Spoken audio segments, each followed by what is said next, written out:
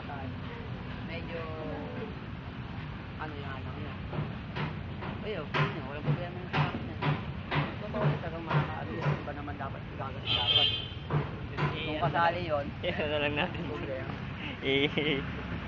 Vaccinate na lang po itong mga Uy, focus! Alam ko tama sa TV. Ano sabi mo? Baklas. Ibang klase. Marami din naman dito eh. Ay, yun na rin po yung pag-usapan namin kanina. Gusto mo ba? Tama sa hagdanan? Oo, maganda doon. Magkano na tayo, magkakain na tayo sa video. Ikaw na lang ba-tripod yun na lang.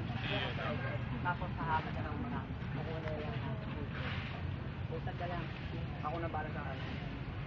Tapos natin yung mga yun. Mga dalawang gagawin natin sa kanta. Para... Ano yun, kailangan.